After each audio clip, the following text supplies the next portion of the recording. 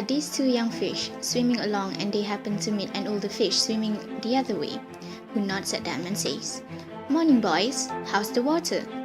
And the two young fish swim on for a bit, and then eventually one of them looks over the other and goes, "What the hell is water?"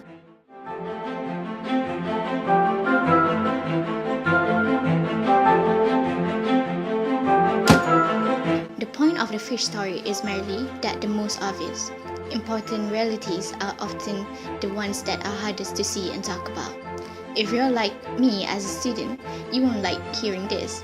It tends to make you feel insulted by the claim that you needed somebody to teach you how to think.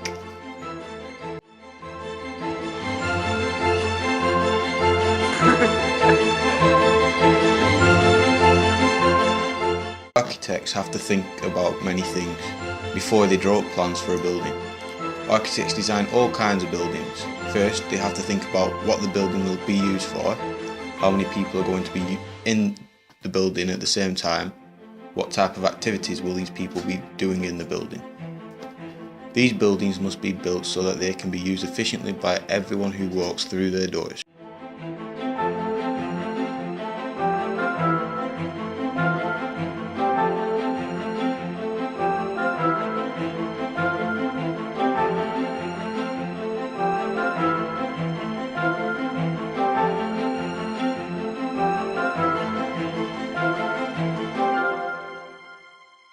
When architects discuss what the building will be used for, they talk about the function of the building. But the function of the building is one of many things an architect has to think about when designing a building. Good architects also spend a lot of time making sure a building is safely designed and make sure it will last many years.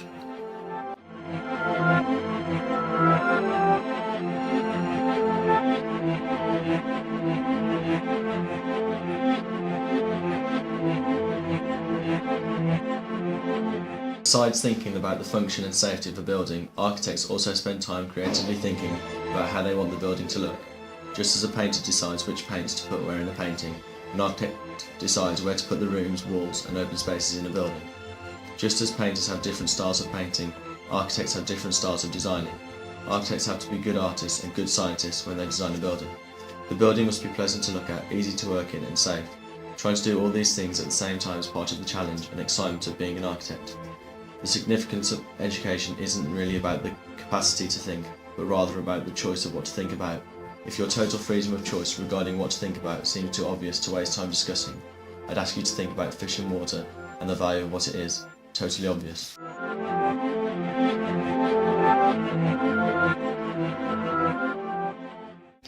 Architecture, by definition, is the art and science of designing buildings and structure.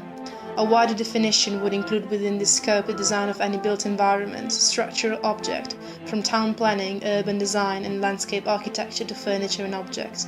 It could also be defined as the manipulation of shapes, forms, space and light to change our environment. Doing architecture requires technical knowledge in the fields of engineering, logistics, geometry, building techniques, functional design and ergonomics. It also requires a certain sensibility to arts and aesthetics. Finally, it also requires a preoccupation for human questions and social problems.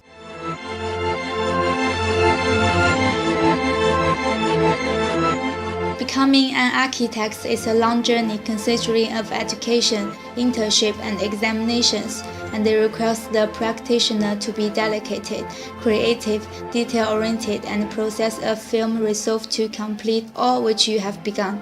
It is about the real value of real education, which has almost nothing to do with knowledge and everything to do with simple awareness.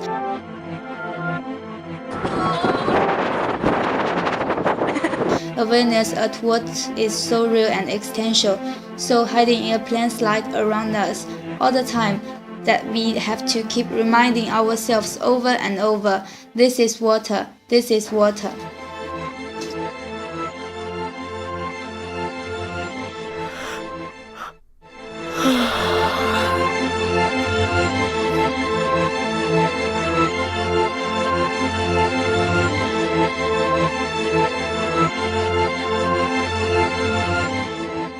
It is unimaginably hard to do this, to stay alive and conscious in the adult world day in and day out, which means yet another grand cliché turns out to be true.